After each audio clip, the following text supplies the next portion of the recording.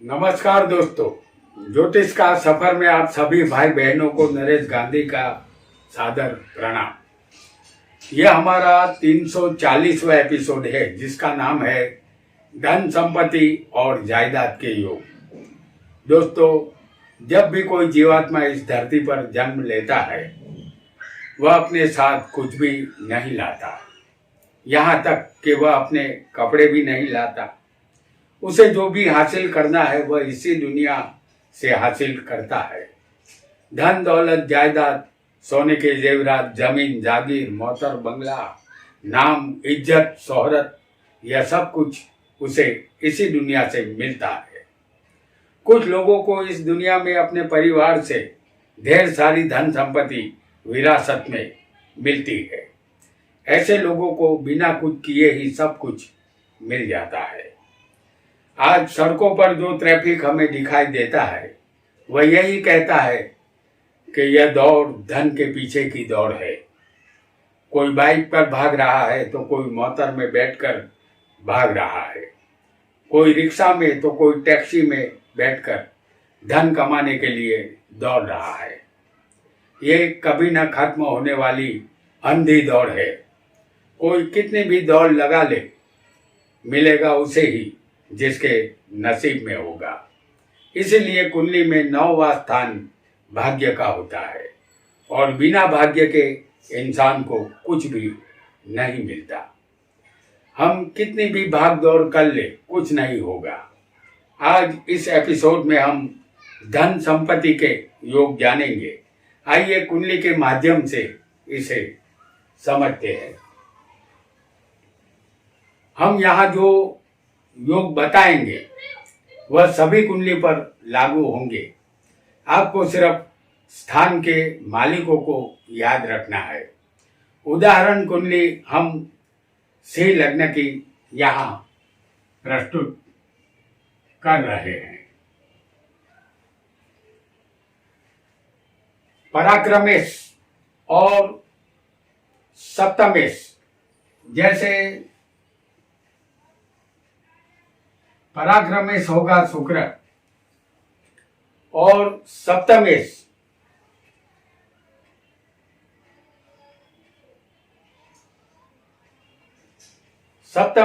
बनेगा शनि। तो पराक्रमेश शुक्र और सप्तमेश दोनों की युति लाभ स्थान में होनी चाहिए।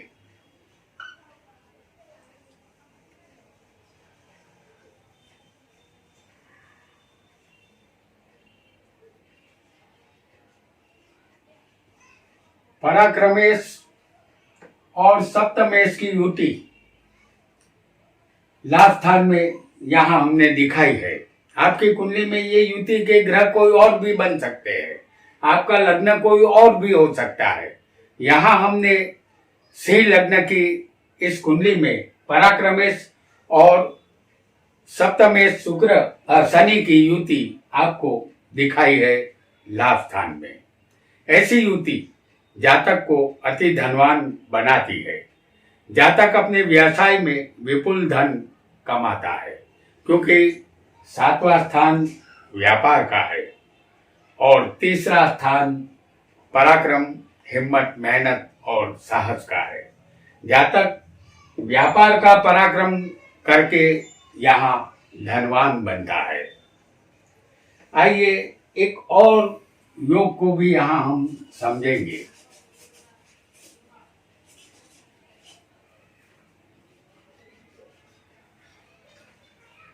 लग्नेश और धनेश का परिवर्तन योग भी जातक को धनवान बनाता है।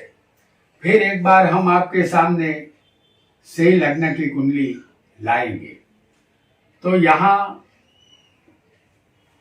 लग्नेश सूर्य है और धनेश बुध है। यहाँ धनेश बुध लग्न में होगा और लग्नेश सूर्य धन स्थान में होगा। यहाँ बुध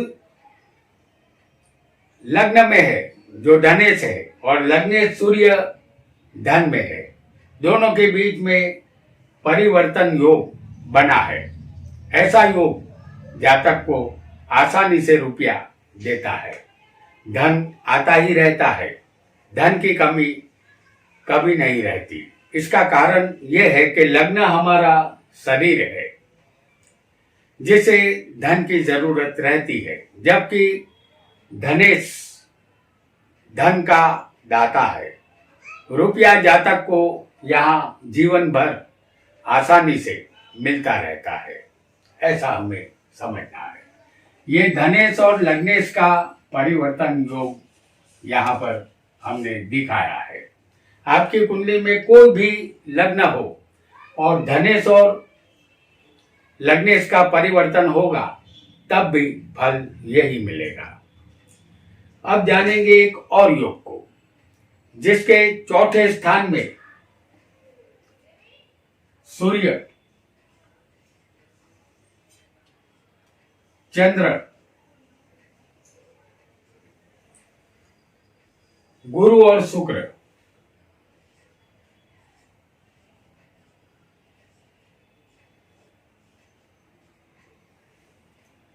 एक साथ बैठे हो, वह जातक अपने पिछले काल में यानी बुढ़ापे के समय धन संपत्ति का सुख उसे अवश्य मिलता है। इसका कारण यह है कि चौथा स्थान सुख का होता है और यही स्थान से बुढ़ापा कैसा गुजरेगा ये भी देखा जाता है। और इन 4 ग्रहों के कारण जातक का बुढ़ापा सक्सेस जाता है, ऐसा निश्चित मान लेना है, क्योंकि इनमें 3 ग्रह तो शुभ ग्रह है और चौथा ग्रह सूर्य है। एक और योग को भी यहां हम समझेंगे। किसी भी कुंडली में लग्नेश लग्न में होगा, जैसे समझ लीजिए कि लग्नेश लग्न में होना चाहिए और धनेश धन में होना चाहिए और भाग्येश भाग्य में होगा तो जातक अति धनवान बनता है, किसी भी सुख की कमी उसे नहीं रहती। इसका कारण यह है कि लग्नेश लग्न में ही बलवान होना चाहिए। तो हम यहाँ आपको मेष लग्न की कुंडली बता रहे हैं। लग्नेश यहाँ मंगल है, जो लग्न में ही बलवान स्वग्रही बैठा है, जो हमारा शरीर है। धनेश यहाँ धन में ही होना चाहिए, तो धनेश यहाँ बनता है शुक्र, जो धन में ही स्वग्रही बलवान है और भाग्य का मालिक भाग्य में ही बैठा हो। जैसे यहाँ भाग्य के मालिक बनेंगे गुरु, जो स्वग्रही होंगे भाग्य में। तो यहाँ लग्नेश लग्न में है, धनेश धन में है और भाग्य के मालिक जो गुरु है, जो भाग्य में ही यहाँ बैठे हुए हैं। तो जातक को भाग्य का सदा साथ मिलता रहता है। वह धन संपत्ति का मालिक अवश्य बनता है, क्योंकि भाग्य का मालिक जब भी भाग्य में बलवान हो तो बिना भाग्य के इस दुनिया में कुछ भी नहीं होता। तो भाग्य यहाँ बलवान है। धन का मालिक धनेश भी धन में ही बैठकर स्वग्रही है, ये भी बलवान है। और मंगल जो लग्नेश है, तो लग्नेश भी यहाँ स्वग्रही बलवान है। तो ऐसा योग इंसान को हमेशा के लिए धन संपत्ति अवश्य देता है। एक और योग को भी यहाँ पर हम समझेंगे।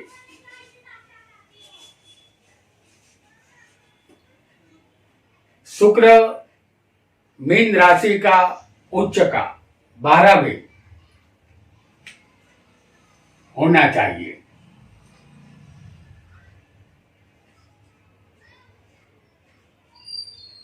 तो यहां लग्न आएगा मेष लग्न। 12वें किसी भी कुंडली में शुक्र उच्च का हो, और ये उच्च का शुक्र तभी मेष लग्न की कुंडली में ही बनेगा, क्योंकि 12वें शुक्र यहाँ पर उच्च का है, तो आप लग्जरियस जिंदगी अवश्य बसर करेंगे। मोटर गाड़ी, बंगला और वैभवी जीवन आपको मिलेगा। आप धनवान बनेंगे। इसका कारण यह है कि शुक्र एक नैसर्गिक शुभ ग्रह है। 12वें किसी भी ग्रह को बैठने की इजाजत नहीं है, शुक्र को है, क्योंकि 12वां स्थान जातक का बेडरूम होता है और शुक्र पत्नी है। 12वें शुक्र जातक को हर तरह से सुखी बनाता है। आइए एक और योग को भी यहाँ पर हम समझेंगे। आपकी कुंडली में अष्टम का मालिक सप्तम स्थान में होगा तो ससुराल से धन या जायदाद मिलने का योग बनता है।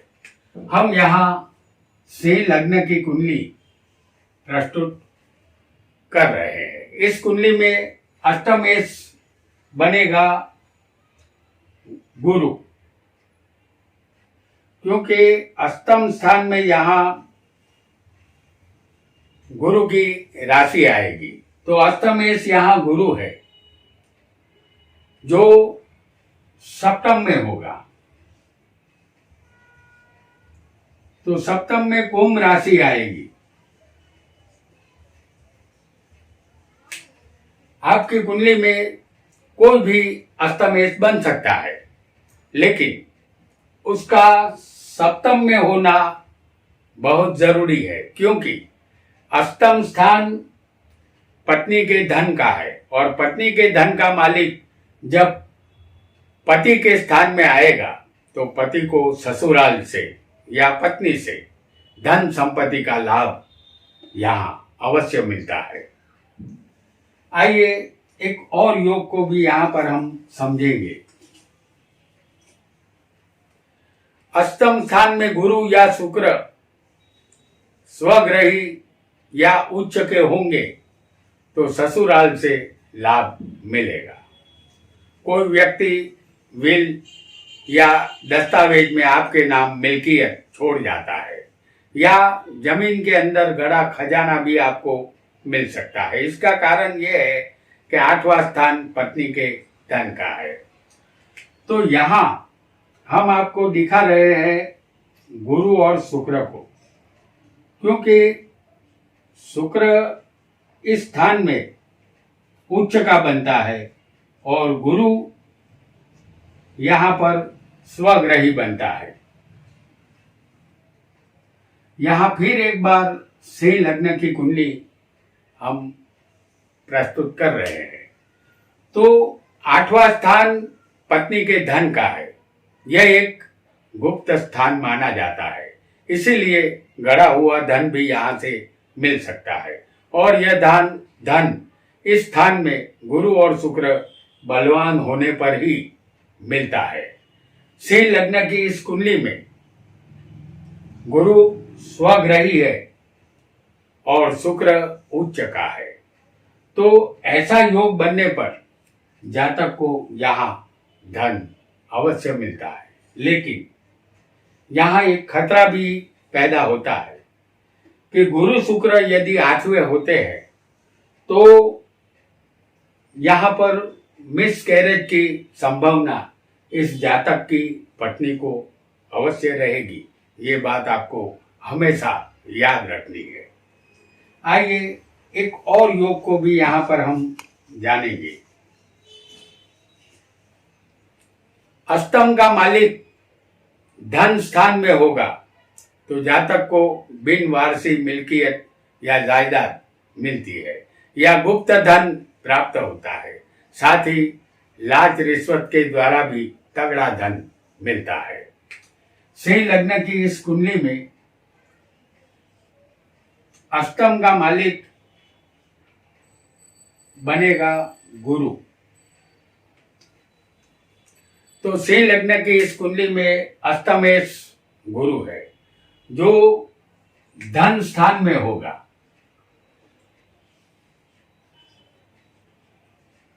अष्टमेश गुरु धन स्थान में होगा। अष्टम स्थान बिना मेहनत के धन का होता है।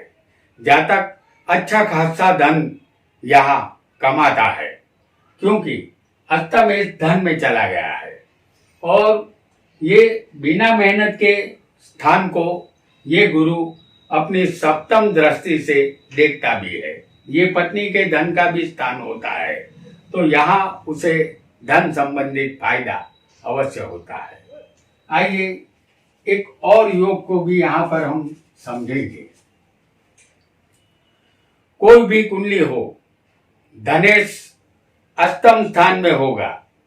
जैसे हम आपको यहाँ पर सिंह लग्न की कुंडली दिखा रहे हैं, तो धनेश यहाँ बुध हुआ, तो ये बुध अष्टम में बैठा होगा। कोई भी कुंडली हो, धनेश यदि अष्टम में होगा, अष्टम स्थान में होगा, तो जातक को वसीयत, दस्तावेज या विल वारसे में धन संपत्ति मिलने का योग बनता है। शेयर बाजार, सट्टा, लॉटरी का इनाम, रेस के घोड़े से लाभ मिलता है, या पत्नी का धन या जमीन से निकलने वाला धन भी आपको मिल सकता है।